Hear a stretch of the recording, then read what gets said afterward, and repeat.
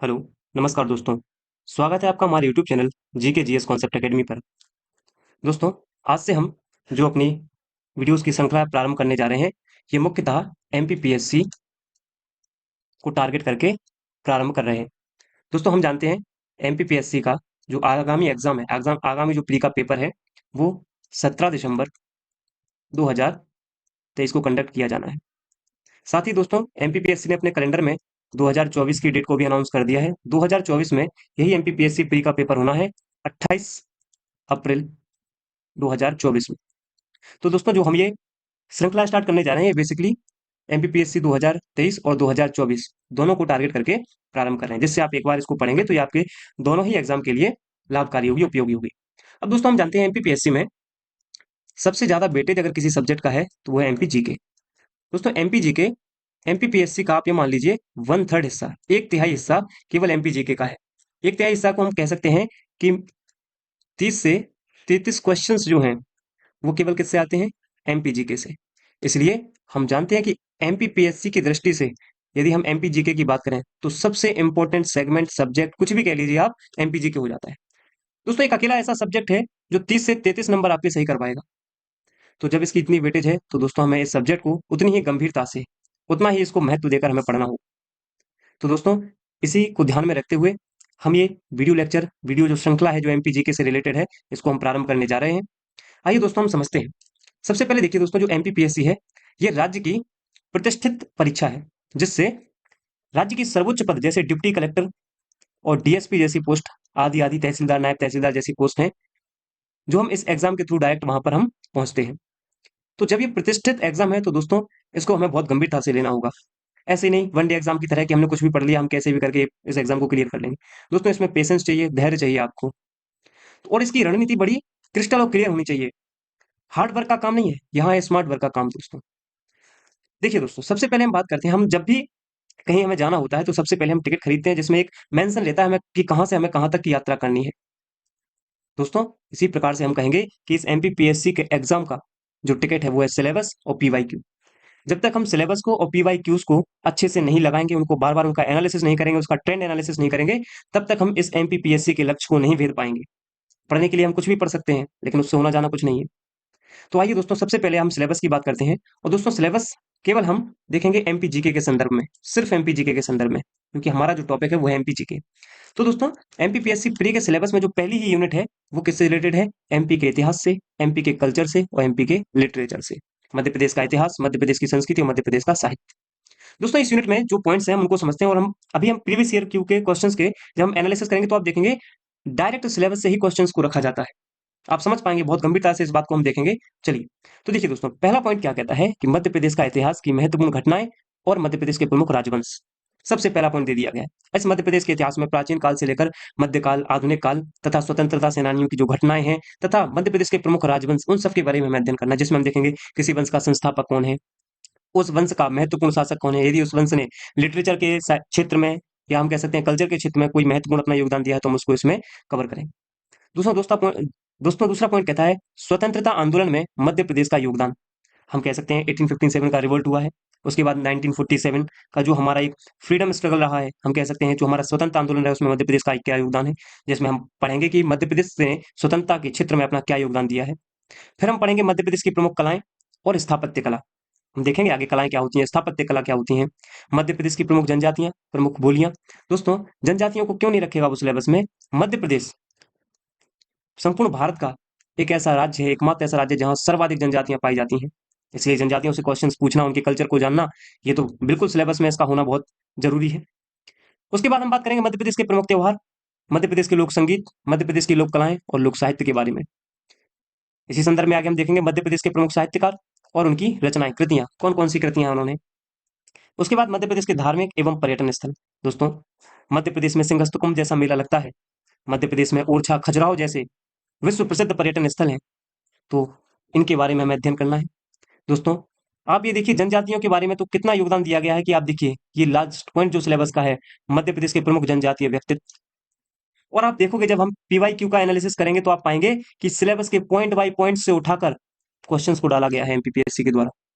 और यदि हम सिलेबस को बहुत अच्छी तरह से कर लेते हैं तो दोस्तों, अगर 30 से 33 क्वेश्चंस एमपीपीएससी प्री में पूछ रहा है एमपीजीके से, तो हम इससे आश्वस्त हो जाते हैं कि हम 29 से 30 क्वेश्चन को बड़ी ही आसानी से सॉल्व कर पाएंगे। इन वीडियो लेक्चर के माध्यम से मैं आपको आश्वस्त करता हूँ, विश्वास दिलाता हूँ। तो ये तो हुआ यूनिट 1 जो कि एमपीजीके से संदर्भित है।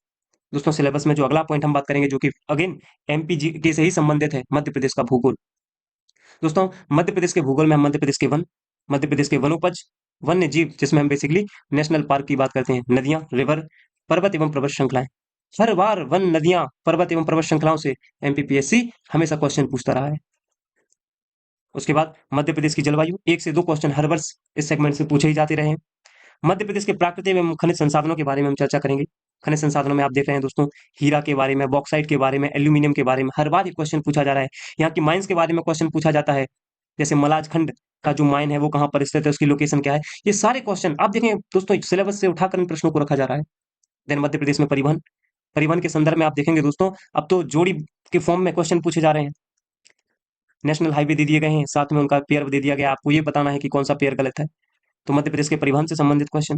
मध्य प्रदेश की प्रमुख सिंचाई जैसे बरगी रानी अवंतीबाई परियोजना है, इंदिरा नहर परियोजना है, गांधी सागर परियोजना है एवं विद्युत परियोजना है, इनसे भी क्वेश्चन आते रहे हैं। मध्य प्रदेश में कृषि, पशुपालन एवं कृषि आधारित उद्योग, ये यूनिट 3 जो कि भूगोल से संबंधित है, ये सिलेबस में मेंशन हो, इनसे हर वर्ष एक ना एक क्वेश्चन पूछा जाता रहा है। आइए दोस्तों हम फिर बात करते हैं सिलेबस में अगेन एमपीजी के कहाँ मेंशन है, तो दोस्तों यूनिट 5 प्री की जो है एमपीजीके को ही समर्पित है। मध्य प्रदेश की संवैधानिक व्यवस्था जिसके अंतर्गत हमें राज्यपाल, मंत्रिमंडल, मंत्रिमंडल का अर्थ है यहाँ पर सीएम से, विधानसभा एवं हाईकोर्ट, उच्च न्यायालय।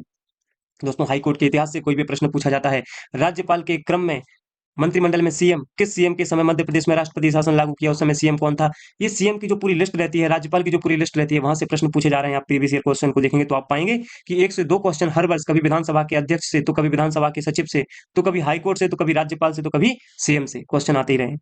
देन दोस्तों मध्य प्रदेश में त्रिस्तरीय पंचायती राज एवं नगरीय प्रशासन, हम जानते हैं 73वां और 74वां संविधान संशोधन अधिनियम, जिसके माध्यम से इन दोनों प्रोविजंस को हमारे भारतीय संविधान में जोड़ा गया, यहाँ से भी प्रश्न पूछे जाते जा रहे हैं। दोस्तों इसी यूनिट 5 का जो अगला सेगमेंट है बा या बी, इसमें है राज्य की अर्थव्यवस्था, राज्य की इकोनॉमी। इसमें बेसिकली ये तो जनगणना वाला पार्ट हो गया, 2011 की जनगणना से कई बार पूछा जा गया है, पूछा जाता रहा है कि मध्य प्रदेश में सबसे कम लिंगानुपात कहाँ पर है। अगले ही वर्ष पूछा गया मध्य प्रदेश में सर्वाधिक लिंगानुपात कहाँ, किस जिले का है। तो दोस्तों ये डायरेक्ट क्वेश्चन पूछे जा रहे हैं जो सिलेबस में मेंशन है। उसके बाद हमें मध्य प्रदेश का आर्थिक विकास पढ़ना है, मध्य प्रदेश के प्रमुख उद्योग पढ़ने हैं। और देखिए दोस्तों फिर से ये पॉइंट्स, मध्य प्रदेश की जातियां, मध्य प्रदेश की जातियां और अनुसूचित जातियां, दोस्तों देख लेना, शेड्यूल्ड ट्राइब्स, इसलिए इतना इंपॉर्टेंट पोर्शन हो जाता है कि इसको आप छोड़कर नहीं जा सकते एग्जाम में। एवं जनजातियां तथा राज्य की प्रमुख कल्याणकारी योजनाएं, जिसमें एमपी सरकार द्वारा जो भी योजनाएं बनाई गई हैं, जो कि करंट में लगभग 6 महीने या 1 वर्ष के करंट अफेयर्स में जो होंगी, उनको हमें कवर करना। तो दोस्तों ये तीनों यूनिट जो कि सिर्फ एमपीजीके को डेडिकेट हैं, दोस्तों हम जानते हैं इन्हीं तीनों यूनिट से लगभग 30 से 33 क्वेश्चन हर वर्ष पूछे जा रहे हैं। दोस्तों हम एमपीजीके को इतने हल्के में नहीं ले सकते। ये एकमात्र ऐसा सब्जेक्ट है जो हमें सिलेक्शन के पार और सिलेक्शन से पीछे करवा सकता है। इसलिए दोस्तों इसी बात को ध्यान में रखते हुए हम इस श्रृंखला को प्रारंभ करने जा रहे हैं। आप लोग सपोर्ट करिए, आपको बेहतरीन कंटेंट और पीडीएफ हमारे टेलीग्राम पर आपको प्रोवाइड किए जाएंगे, जो भी यहाँ पर लेक्चर के थ्रू आपको पढ़ाया जाएगा। चलिए अब हम सबसे पहले स्टार्ट करने जा रहे हैं यूनिट 3। दोस्तों सब अगर इन तीनों यूनिट में भी बात करेंगे तो सबसे ज्यादा वेटेज रहता है यूनिट 3 का, जिसमें हम मध्य प्रदेश के भूगोल की बात करेंगे। अब सबसे पहले हम देखते हैं यूनिट 3 से पूछे गए प्रीवियस ईयर के क्वेश्चंस, और सिर्फ एमपीपीएससी में नहीं, एमपीपीएससी में जो प्रोफेसर का एग्जाम होता है, एडीपीओ का एग्जाम होता है, जहां जहां भी यूनिट 3 से क्वेश्चन पूछे गए हैं, हम उनका ट्रेंड एनालिसिस करते हैं। दोस्तों आज का वीडियो केवल इंट्रोडक्शन पर बेस्ड होगा, कल से हम प्रॉपर टॉपिक स्टार्ट करेंगे, नेक्स्ट वीडियो से हम प्रॉपर टॉपिक स्टार्ट करेंगे। चलिए तो अब हम इसका ट्रेंड एनालिसिस करते हैं। आइए देखिए दोस्तों, ये यूनिट 3 से अभी तक जो भी क्वेश्चंस पूछे गए हैं विभिन्न एग्जाम्स में, जो कि एमपीपीएससी आयोजित कराता है, हमने उन सारे क्वेश्चंस का स्क्रीनशॉट लेके उनको हमने एक जगह कंपाइल किया है। और ये पूरे क्वेश्चन किससे रिलेटेड है, यूनिट 3 से, जो कि किसको डेडिकेटेड है, एमपी जीके की, सॉरी जो कि डेडिकेटेड है एमपी ज्योग्राफी को, मध्य प्रदेश के भूगोल को। आइए हम एक एक क्वेश्चन को समझते हैं और हम यहाँ से देखेंगे कि ये सारे क्वेश्चन जो है सिलेबस से उठा के रखे गए हैं डायरेक्ट। देखिए सबसे पहला क्वेश्चन, मध्य प्रदेश के किस क्षेत्र में प्राचीनतम आद्य महाकल्प, हम कह सकते हैं oldest rock of Archaean systems पाई जाती हैं, फाउंड। तो देखिए दोस्तों नर्मदा घाटी क्षेत्र में, सतपुड़ा श्रेणी क्षेत्र में, मैकाल श्रेणी क्षेत्र में और बुंदेलखंड के पठार। तो हमने यूनिट में देखा था ना, यूनिट के सिलेबस में क्या लिखा था, यूनिट 3 के सिलेबस में मध्य प्रदेश की प्रमुख चट्टानें। तो देखिए क्वेश्चन कहां से रख दिया है, रॉक्स से रख दिया गया है, चट्टानों से रख दिया गया है। हमें यही तो समझना है दोस्तों कि क्वेश्चंस कहाँ से पूछे जा रहे हैं, हमें वही पढ़ना है, उसी को हमें टारगेट करना है। नेक्स्ट क्वेश्चन देखिए, मध्य प्रदेश का कौन सा जलप्रपात नर्मदा नदी पर स्थित नहीं है? देखिए यहाँ पॉइंट को हमें ये भी समझना है कई क्वेश्चंस में कि क्या पूछा जा रहा है, नहीं है।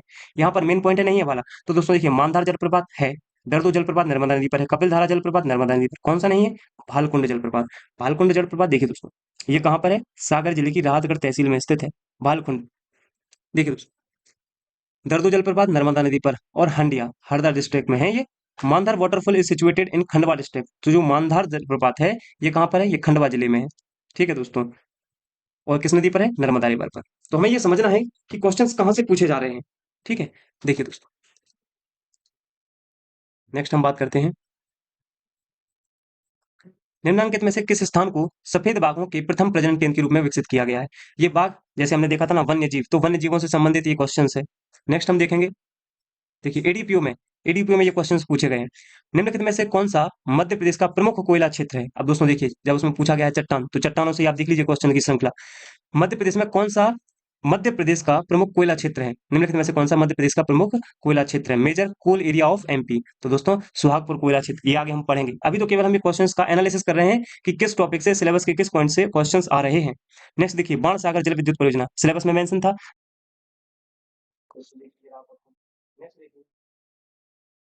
कौन सा नवीकरणीय ऊर्जा का संसाधन नहीं है?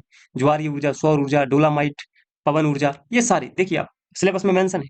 सतपुड़ा तापीय विद्युत केंद्र कहाँ पर स्थित है? ये जल विद्युत परियोजनाओं से क्वेश्चन है। आगे देखिए, कौन सा युग्म सही सुमेलित नहीं है? कौन सा युग्म सही सुमेलित नहीं है? देखिए, मैंगनीज, दमोह, बॉक्साइट, अनूपपुर, तांबा, बालाघाट, हीरा, पन्ना। तो हमें ये मिलाना है कौन सा सही नहीं है। अब देखिए, मैंगनीज दमोह में नहीं होता है, ये यहाँ पर रॉन्ग हो गया।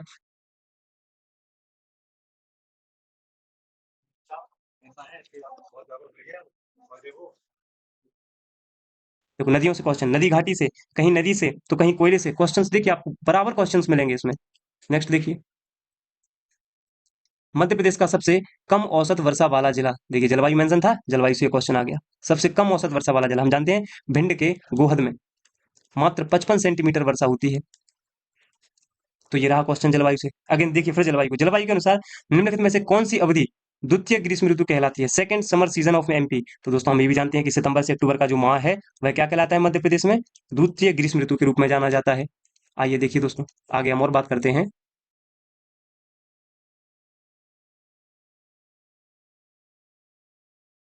दिया गया है, सतपुड़ा श्रेणी का पूर्वी सीमा पर निम्नलिखित में कौन सी श्रेणी अवस्थित है?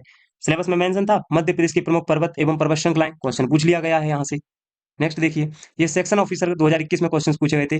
थानवर बांध मंडला जिले के निम्नलिखित में से कौन सी तहसील में स्थित है? देखिए यहाँ तक भी पूछ रहा है कि किस तहसील में, हमें जिला बताना है, हमें तहसील बताना है, हमें किस पहाड़ी पर स्थित है, किस पर्वत श्रृंखला पर स्थित है। ऐसे सारे क्वेश्चन हमसे पूछे गए हैं। तो ये किससे रहा? ये बांध से रहा। नदियां, जो हम नदियों का टॉपिक पढ़ते हैं उसी में हम बांध, जलप्रपात, नदी घाटी परियोजना, जल विद्युत परियोजना कवर करते हैं। ये पूरा सेगमेंट वहीं से लिया गया है। ये देखिए, कौन सा तापीय विद्युत केंद्र मध्य प्रदेश में स्थित नहीं है? अगेन नदियों से रिलेटेड क्वेश्चन है। आगे देखिए, माधीखेड़ा जल विद्युत परियोजना, देखिए फिर जल विद्युत परियोजना को रखा गया है, ये सिंध नदी पर है बेसिकली। आगे देखिए, निम्नलिखित में से कौन सा तांबा कॉपर प्रोजेक्ट मध्य प्रदेश में स्थित है? अब ये जब हम पढ़ते हैं मध्य प्रदेश की प्रमुख खदान है, मध्य प्रदेश के प्रमुख खनिज, तो वहीं पर हम बताते हैं कि हमारे यहाँ कोयले का माइन, कोल माइन कौन कर रहा है, कौन कौन सी कंपनियां हैं, तो ये उससे रिलेटेड क्वेश्चन पूछ लिया है। आगे देखिए, सतपुड़ा कोयला क्षेत्र के अंतर्गत निम्नलिखित में से सतपुड़ा कोयला क्षेत्र के अंतर्गत निम्नलिखित में से कौन सा कोयला क्षेत्र सम्मिलित नहीं है? देखिए दोस्तों, आप खनिज से क्वेश्चन देखिए बराबर पूछे जा रहे हैं। वेल्सपन सोलर प्रोजेक्ट मध्य प्रदेश के किस जिले में स्थित है? सोलर प्रोजेक्ट से क्वेश्चन पूछ लिया गया है। आगे हम देखेंगे, मध्य प्रदेश में विशेषकर लाल पीली मिट्टियों से अगेन फिर क्वेश्चन, भोज्य आर्द्र भूमि वेटलैंड के बारे में क्वेश्चन पूछा गया है, भोज्य आर्द्र भूमि। नेक्स्ट देखिए, चंबल, बेतवा तथा केन निम्नलिखित में से किस नदी की सहायक है? देख लीजिए, यमुना नदी। हमारे मध्य प्रदेश में जो हम नदी अपवाह तंत्र पढ़ेंगे उसमें हम जानते हैं कि मध्य प्रदेश में 6 अपवाह तंत्र पाए जाते हैं, जिनमें से जो गंगा नदी का उपतंत्र है वो है यमुना उपतंत्र, और यमुना उपतंत्र की ही सहायक नदियां हैं चंबल, बेतवा और केन। पढ़ेंगे हम। देखिए दोस्तों, अभी जो मेन मोटिव है वो यह बताना है आपको कि क्वेश्चंस कहाँ से पूछे जा रहे हैं, सिलेबस के किन किन बिंदुओं पर हमें सबसे ज्यादा फोकस करना है। अगला देखिए, फिर क्वेश्चन है, नर्मदा तथा गंगा बेसिन का जल विभाजक, ये पर्वत श्रृंखला है। अब देखिए, नर्मदा नदी प्रवाहित हो रही है साउथ में। देखिए दोस्तों, मान लीजिए ये नर्मदा नदी प्रवाहित हो रही है, नर्मदा, और दोस्तों उसमें का गंगा बेसिन। अब गंगा नदी, ये गंगा नदी का जो मार्ग है, अब इसके बीच में जल विभाजक का कार्य बेसिकली पर्वत पठारियां मैदान करते हैं। तो नर्मदा और गंगा के बीच में ये एक पर्वत श्रृंखला पाई जाती है जिसका नाम है विंध्याचल पर्वत श्रृंखला। तो विंध्याचल पर्वत श्रृंखला किसका काम करती है? जल विभाजक का कार्य करती है। यही प्रश्न पूछा गया था। देखिए इसका ऑप्शन रहा ए। चलिए नेक्स्ट देखिए,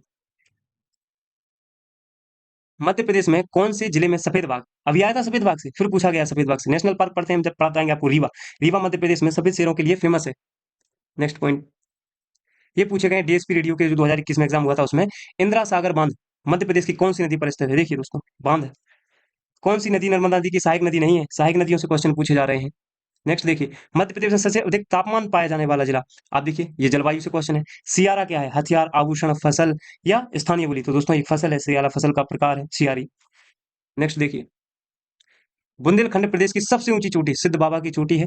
देखेंगे हम आगे, मध्य प्रदेश में पाए जाने वाले मैंगनीज, देखिए सिलेबस में मेंशन है मध्य प्रदेश की प्रमुख पर्वत पर्वत एवं श्रृंखलाएं, यहाँ पर मेंशन है। देखिए मैंगनीज के बारे में क्वेश्चन पूछा गया। अब देखिए यहाँ से टाइप क्वेश्चन के बदल रहे हैं, चेंज हो रहे हैं। क्या? मैंगनीज अयस्क में मैंगनीज की मात्रा कितनी पाई जाती है? ये तो बेसिकली आप जब भी किसी एनसीईआरटी वगैरह को पढ़ते हो तो उसमें सबसे पहले बताया जाता है। ठीक है, नेक्स्ट आगे देखिए, नेपा नगर के कागज कारखाने की शक्ति प्रदान करने के लिए तापीय विद्युत शक्ति केंद्र, देखिए ये भी किससे रहा है? वही जल विद्युत परियोजनाओं से। मध्य प्रदेश में अधिक वर्षा कहाँ पर होती है? अगेन जलवायु वाला क्वेश्चन है ये। नेक्स्ट, मध्य प्रदेश के नीमच जिले के कौन से गांव में 130 मेगावाट क्षमता का सौर ऊर्जा संयंत्र स्थापित किया गया है? अब देखिए दोस्तों, ये जल विद्युत परियोजनाओं से है बेसिकली क्वेश्चन, लेकिन थोड़ा ये करंट रिलेटेड है, तो हमें करंट पे भी उन सेगमेंट पर सबसे ज्यादा फोकस करना है जो कि हमारे सिलेबस में मेंशन है। निम्नलिखित में से कौन सी मध्य प्रदेश और उत्तर प्रदेश की संयुक्त परियोजना नहीं है? देखिए दोस्तों परियोजनाएं। नेक्स्ट, ये आयुष मेडिकल ऑफिसर 2021 जो कि एमपीपीएससी कंडक्ट कराता है उसमें पूछा गया है, पहला सौर ऊर्जा पार्क मध्य प्रदेश के किस जिले में स्थापित है? दोस्तों ये भी करंट का क्वेश्चन था, बेसिकली राजगढ़ में स्थित है ये, 2023, यहाँ पे देखना। अगला, योजनाओं से क्वेश्चन पूछा गया, मध्य प्रदेश में उदय योजना का संबंध है, किससे रिलेटेड है? विद्युत से, शिक्षा से, कृषि से, सिंचाई से। तो दोस्तों ये विद्युत से रिलेटेड है। देखिए यहाँ पर मेंशन भी कर रखा है, उदय योजना 2023 का उद्देश्य क्या है? इस योजना के माध्यम से राज्य सरकारों द्वारा ग्रामीण क्षेत्रों की बिजली, ये है महत्वपूर्ण पॉइंट हमारे लिए। तो ये हो गया। तो हम कह रहे हैं ना, हमें वहीं फोकस करना है जो हमसे सिलेबस कह रहा है। हम क्या सिलेबस अपने लिए टिकट का काम करेगा? एक पैसेंजर को कहां से कहां तक जाना है, उसका रास्ता कितने किलोमीटर है, कितना उसको तय करना है, ये उसका टिकट बताता है। उसी प्रकार से हमारा जो एमपीपीएससी है इसका टिकट है सिलेबस और पीवाईक्यू। सबसे पहले आप सिलेबस को पढ़ो, पीवाईक्यू का एनालिसिस करो, देन आप अपनी स्टडी स्टार्ट करो। चलिए आगे हम बात करते हैं, बावनथड़ी अंतरराज्यीय सिंचाई परियोजना, देखिए सिंचाई से क्वेश्चन है ये। नेक्स्ट, तिरोड़ी एवं रमरमक जिस खनिज निक्षेप के लिए प्रसिद्ध है, तिरोड़ी और रमरमक। दोस्तों ये दोनों हम जब मिनरल्स पढ़ेंगे उसमें हम देखेंगे ये दोनों खदानें हैं। नेक्स्ट देखिए, मध्य प्रदेश के बॉक्साइट, अगेन खनिज से क्वेश्चन है। मध्य प्रदेश वर्ष 2019-20 में सर्वाधिक विद्युत उपयोग उपभोग निम्नलिखित में से किस क्षेत्र में हुआ है? ये भी हम देखेंगे, हमारा विद्युत जल विद्युत परियोजनाओं से संबंधित है। अगेन क्वेश्चन देखिए हमारा, जनवरी माह में कौन सी समताप रेखा मध्य प्रदेश को उत्तर और दक्षिणी, जब हम जलवायु पढ़ते हैं वहां पर हम ये पढ़ते हैं। निम्नलिखित नदियों में से कौन सी एक मध्य प्रदेश की यमुना बेसिन का भाग नहीं है? नदियों से क्वेश्चन है ये। आगे हम देखेंगे, मुकरता कॉर्ज किस नदी, नदी से क्वेश्चन है। मध्य प्रदेश के किस भाग में तुलनात्मक रूप से अधिक वर्षा प्राप्त होती है? ये भी जलवायु से रिलेटेड क्वेश्चन है। आगे देखिए, ये जो वेटरनरी के एग्जाम हुआ था 2021 में, उसमें यूनिट 3 देखना दोस्तों। ऐसे ही हम सारी यूनिट को डिवाइड करेंगे आपके सामने, हम पूरे ट्रेंड एनालिसिस करके प्रीवियस ईयर क्वेश्चन जो भी एमपीपीएससी के द्वारा एग्जाम्स कराए गए हैं उनमें यूनिट बाय यूनिट सेगमेंट को हम लेके आएंगे। अभी हम यूनिट 3 स्टार्ट करने जा रहे हैं, इसलिए पूरा ये यूनिट 3 का सिनेरियो है। मध्य प्रदेश के किस जिले में ओरछा अवस्थित है? दोस्तों देखिए ओरछा अब किस जिले में स्थित है, इसका कल्चरल महत्व भी है और बेसिकली हम कह सकते हैं कि ये नदी से रिलेटेड भी क्वेश्चन है। मध्य प्रदेश के किस सिंचाई परियोजना को शहीद चंद्रशेखर सागर परियोजना के नाम से जाना जाता है? दोस्तों ये देखिए, जोबट परियोजना जिसको वर्तमान में चंद्रशेखर आजाद सागर परियोजना के नाम से जाना जाता है, नदी से अलग। फिर क्वेश्चन रहा ये। नेक्स्ट देखिए दोस्तों, बाण सागर परियोजना, नदियों को पढ़ेंगे तो वहां पर हम परियोजना पढ़ते हैं। हरसी परियोजना किस नदी पर स्थित है? ये देखिए परियोजनाओं से संबंधित क्वेश्चन है। मध्य प्रदेश के किस शहर में मध्य प्रदेश जल व भूमि व्यवस्थापन संस्थान अवस्थित है? ये पूछा गया, बेसिकली ये भोपाल में स्थित है। मध्य प्रदेश में ऊर्जा विकास निगम लिमिटेड की स्थापना कहाँ की गई है? देखिए आप संस्थान से क्वेश्चन पूछे जा रहे हैं। निम्नलिखित में से Madhya Pradesh power generating company limited की कौन सी परियोजना है? देखिए दोस्तों ये जल विद्युत परियोजनाओं से रिलेटेड है। हमें ये देखना पड़ेगा कि आयोग हमसे किस हद तक क्वेश्चन पूछ सकता है, और हम जब पढ़ना स्टार्ट करेंगे तो हमें उसी एक सर्किल में रहकर पढ़ना है कि देखिए यहाँ से क्वेश्चन पूछा गया, हमें ये पढ़ना है, ये भी टारगेट किया गया है, इसको भी पढ़ना है। सन पूछी गई है, हमें सन भी याद रखना है। जिला पूछा गया है, तहसील पूछी गई है, तो हम वो सारे सेगमेंट को देखेंगे, तब हम अपनी तैयारी को प्रॉपर एक दिशा देंगे। श्री सिंगाजी तापीय विद्युत गृह किस जिले में स्थित है? देखिए जिला पूछ लिया। नेक्स्ट देखिए, अमरकंटक तापीय विद्युत केंद्र को कोयला कहां से प्राप्त होता है? ये देखना सुहागपुर से प्राप्त होता है। मध्य प्रदेश में वनों के अंतर्गत सबसे कम प्रतिशत क्षेत्र किस जिले में? वन से क्वेश्चन है ये। नेक्स्ट देखिए, नर्मदा नदी का नामोदोष नाम किसने दिया? टॉलमी ने दिया था। नर्मदा नदी घाटी में कम वर्षा का मुख्य कारण क्या है? अब देखिए यहाँ पर रीजन तक पूछ लिया गया है कि क्या कारण है, तो सतपुड़ा पर्वत की वृष्टि छाया में होने के कारण यहाँ पे थोड़ा वर्षा जो है कम होता है। आगे देखिए, बेहर पठार किस खनिज के लिए प्रसिद्ध है? देखिए खनिज से क्वेश्चन आया कि बेहर पठार किस खनिज के लिए फेमस है। नेक्स्ट देखिए, मध्य प्रदेश वन विकास कॉर्पोरेशन की स्थापना किस वर्ष हुई थी? जब हम वन पढ़ेंगे तो वहां पर हम ये वन विकास कॉर्पोरेशन को भी देखेंगे। मध्य प्रदेश चूना पत्थर उत्पादन में 2021 2020-21 था ये। भारत में कौन सा स्थान रहा है? देखिए ये मतलब जब भी करंट या कोई माइन की कोई रिपोर्ट आती है तो उससे भी प्रश्न पूछ लिए जाते हैं। नेक्स्ट देखिए, अब ये थोड़ा है जोड़ी में, मैचिंग में क्वेश्चन। एक साइड दिया कोयला खान और एक साइड दिया कोयला क्षेत्र। अब आपको सही कोयला खान को मिलाना है। यहाँ से भी क्वेश्चन आते हैं, जैसे देखिए मध्य भारत के कोयला क्षेत्र और ये सतपुड़ा के कोयला, मध्य प्रदेश में कोयला क्षेत्र को बेसिकली दो भागों में बांटा गया है। ठीक है, ये सारे हम देखेंगे।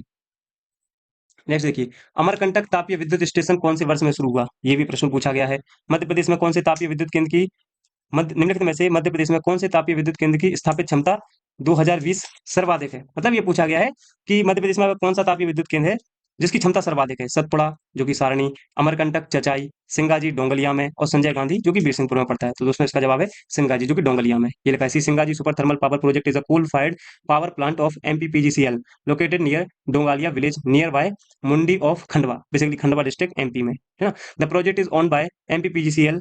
The water required is taken from Indira Sagar reservoir on Narmada river. सारी बातें इसमें। इसकी जो कैपेसिटी है देखिए 2520 मेगावाट। हमें ऐसे पढ़ना है दोस्तों। कोयला उत्पादन में मध्य प्रदेश का भारत में कौन सा स्थान है? देखिए निम्नलिखित में से किस जिले में कपास का सर्वाधिक उत्पादन होता है? कृषि से आ गया ये क्वेश्चन।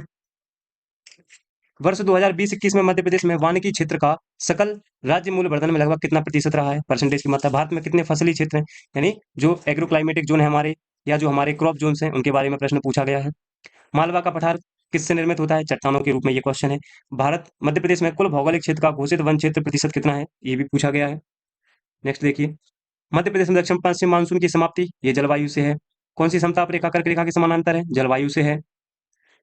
ये देखिए, वन्य जीव अभ्यारण्य जिला, जब वन सिलेबस में मेंशन किया है तो वहां से प्रश्न भी पूछा गया है। मध्य प्रदेश की सबसे ऊंची चोटी, भाई पर्वत पहाड़ी श्रृंखलाओं से क्वेश्चन। औसत तापमान जलवायु से क्वेश्चन। वैनगंगा, ये देखिए नदियां और उनके जो नदी जल निकासी क्षेत्र नगर, कौन कौन सी नदी, ये मतलब बेसिकली इस पर यहाँ पे ये क्वेश्चन कि जो नदी निकली है बेसिकली वो किस जिले से निकली है, या वहां पर कोई फेमस स्थान है तो वो पूछा गया है। नेक्स्ट मिट्टी से क्वेश्चन है ये। नेक्स्ट पन्ना, वही खनिज से क्वेश्चन है। अब देखिए बराबर आप क्वेश्चन, अब तो आपको बताने की भी आवश्यकता नहीं है कि किन सेगमेंट से क्वेश्चन पूछी जाती है। ये देखिए टाइगर रिजर्व, बेनगंगा नदी बहती है किन किन जिलों में वो बताना है, या किस जिले से निकलती है। पन्ना जिले में हीरा उत्खनन का कार्य किसके द्वारा किया जाता है, ये बताना है। यहाँ पर देखिए कौन सा विकल्प सही नहीं है। मध्य प्रदेश में पाया जाने वाला कोयला गोंडवाना सेल समूह, खनिज पढ़ते हैं हम बेसिकली, बस थोड़ा डीप नॉलेज की भी आवश्यकता है। कौन सा कोयला क्षेत्र मध्य प्रदेश में स्थित नहीं है? कोरबा, मोहपानी कोयला क्षेत्र, सुहागपुर, पाथाखेड़ा। तो दोस्तों जाहिर सी बात है इसमें कोरबा कोयला क्षेत्र जो है वो मध्य प्रदेश में स्थित नहीं है। निम्नलिखित में से कौन सा युग्म सही सुमेलित नहीं है? देखिए दोस्तों सही नहीं है, क्वेश्चन भी बहुत अच्छे से पढ़ना रहता है।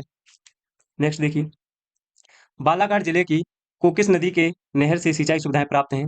जाहिर सी बात है वैनगंगा नदी होगा इसका आंसर। भारत की सर्वाधिक मोटी कोयले की परत हम सब जानते हैं, सिंगरौली कोयला क्षेत्र।